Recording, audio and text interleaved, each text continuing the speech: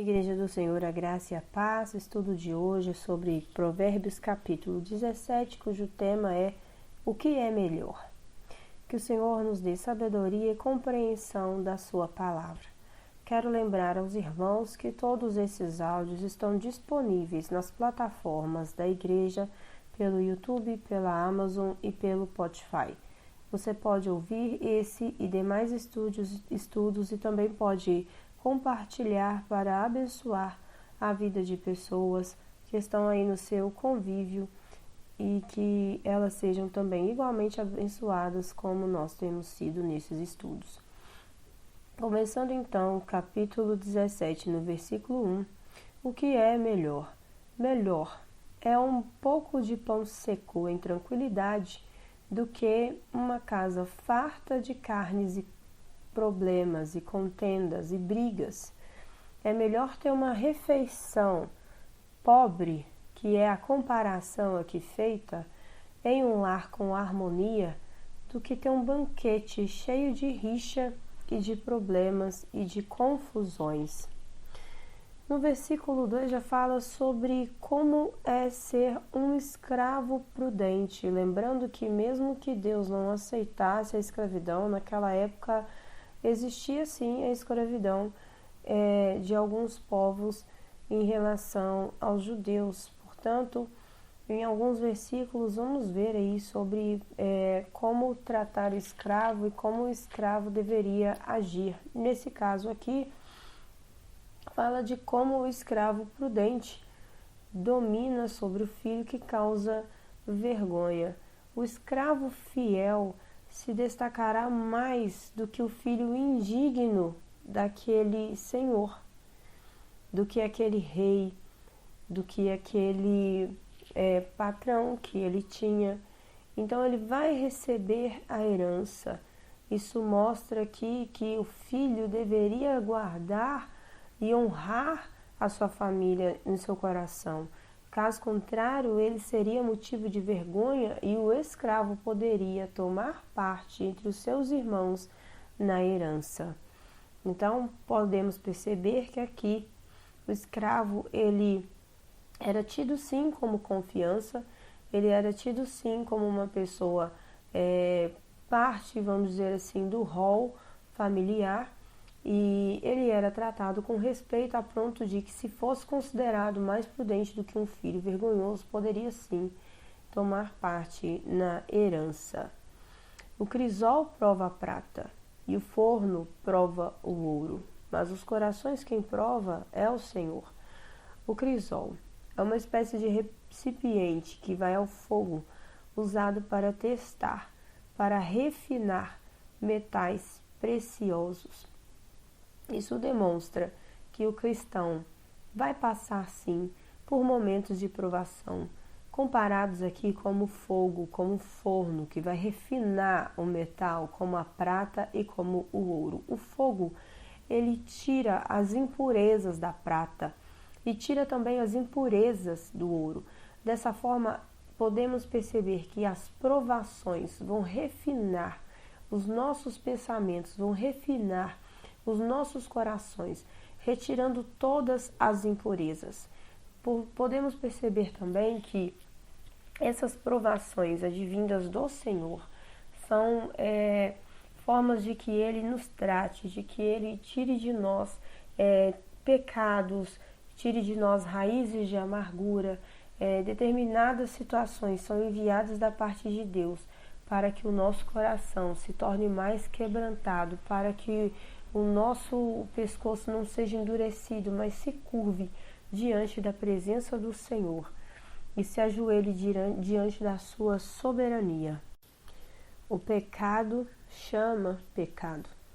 Versículos 4 e 5 falam sobre as atitudes daquele mentiroso, daquele que é malfeitoso nos seus pensamentos e nas suas atitudes.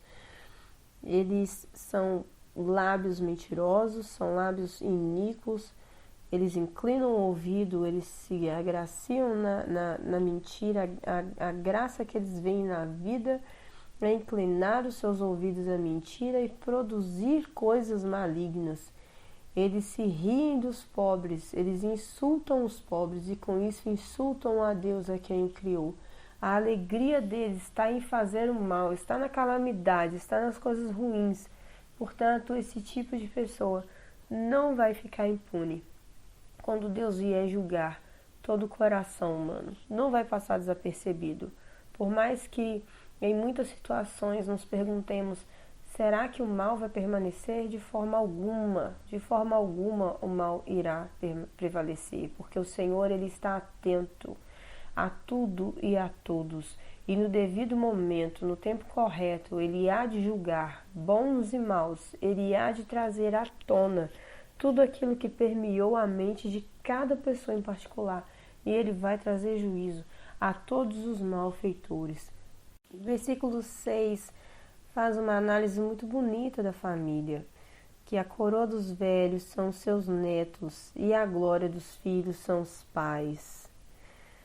A influência piedosa gera amor mútuo na família e respeito também, e ela vai se estendendo de geração em geração. Como isso é bonito, como isso é agradável, ver os avós se dando bem com os filhos, se dando bem com seus netos e terem o respeito desses seus filhos, e isso é ensinado, perpassado pelas gerações.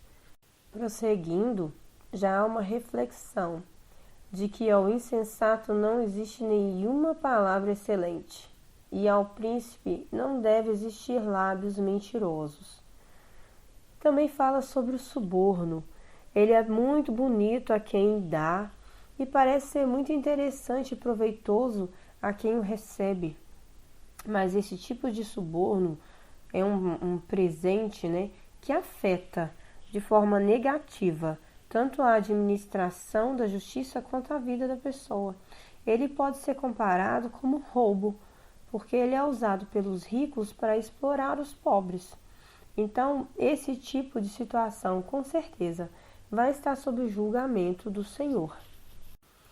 Dos versículos 9 até o 11 falam sobre a diferença entre uma pessoa que é sábia e uma pessoa que é insensata. Enquanto que o sábio encobre a transgressão ou o pecado do próximo e adquire com isso o amor, o insensato, ele separa maiores amigos.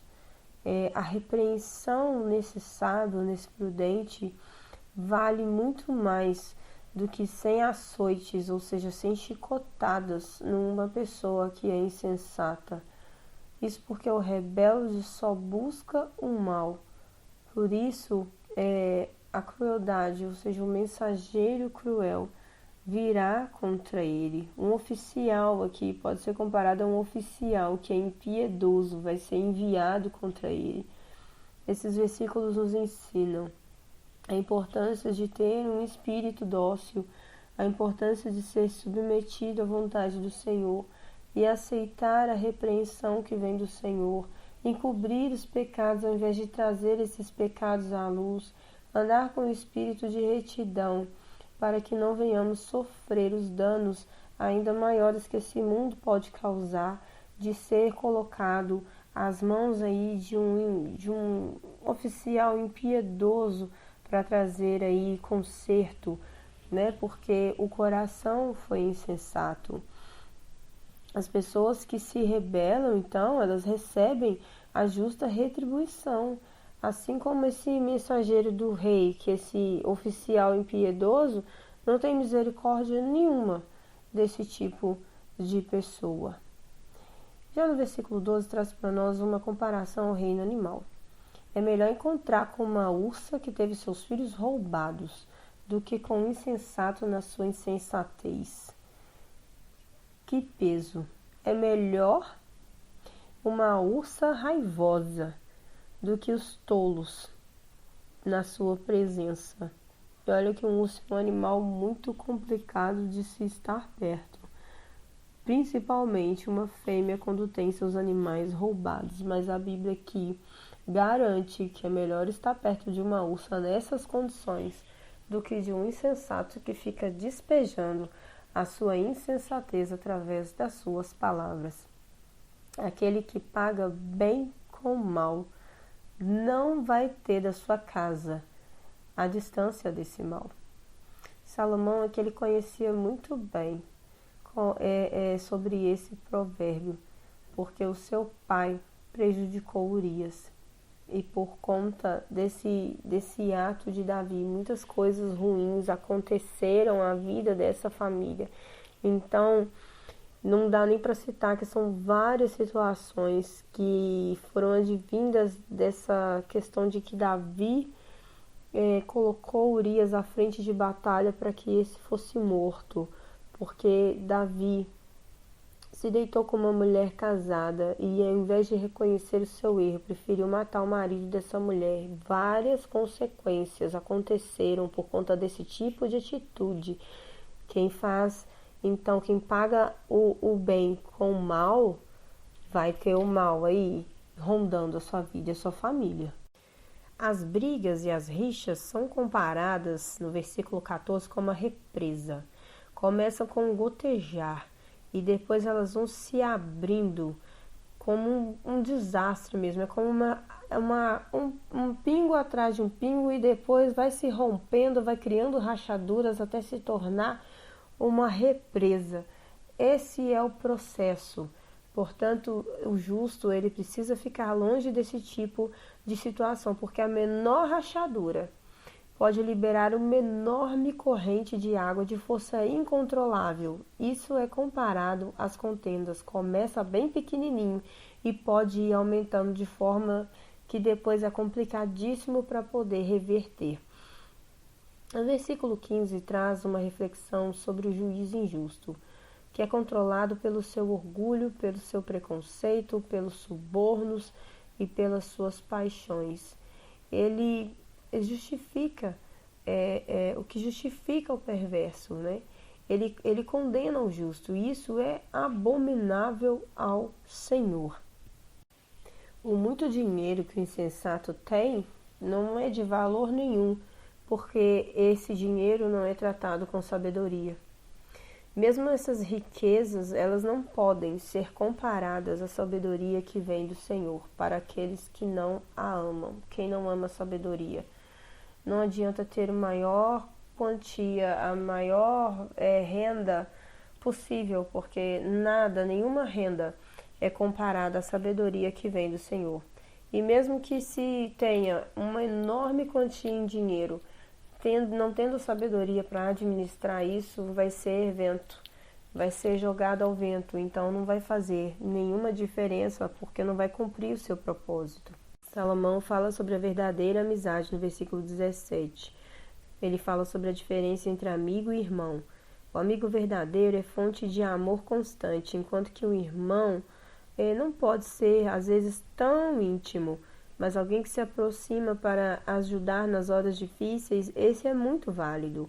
O amigo, ele é mais chegado do que o irmão, porque em muitas situações ele está mais perto o tempo todo e não apenas nos momentos de crise. Os versículos seguintes, a partir do 19, falam sobre a contenda criada pelo pecado, sobre o tipo de coração que tem o perverso, a contraposição de que o coração alegre é bom remédio e o perverso que aceita suborno perverte os caminhos de justiça. A sabedoria é sempre o alvo daquela pessoa que é inteligente, mas o insensato vaga pela terra. São vários ensinamentos trazendo a diferenciação entre o ímpio e o justo, entre o sábio e o insensato. No versículo 19, então, fala que aquele que ama o pecado, ele faz com que a sua alta porta pronuncie a sua própria queda. Essa imagem de um homem soberbo que ostenta sua riqueza por meio dessa casa enorme, cheia de grandes portões, e que dessa maneira, ostentando, ela faz um convite para a morte. Isso pode ser visto até nos dias atuais, pessoas que ficam ostentando a sua riqueza nas redes sociais, são vítimas de ladrões, são vítimas de pessoas que estão justamente se checando essas bases de dados, checando as provas que as pessoas produzem contra elas mesmas. Isso pode ser causa não só de roubo, mas também já foi noticiado que são causas de morte. A Bíblia é muito correta naquilo que ela diz, porque Provérbios escrito lá atrás, traz coisas que são vistas ainda hoje. Portanto, nós precisamos tomar cuidado, porque aquele que é insensato, ele sempre cede aos seus caprichos, ele é inconstante, ele é ausente de sabedoria, ele faz aquilo que é injusto, seja na política, seja na religião, ele sempre age de forma incorreta contra o inocente e contra o nobre. Nós precisamos ter cuidado com as nossas atitudes para que não sejam tomadas como um insensato. E finalizando, o versículo 28 fala que até o insensato, quando se cala, pode ser tido como sábio. Esse versículo aqui não está dizendo que o tolo demonstra sabedoria com seu silêncio, mas que o silêncio esconde a sua tolice. Que o nosso silêncio seja de sabedoria e não escondendo a nossa própria tolice. Que o Senhor abençoe a sua vida e até o próximo estudo.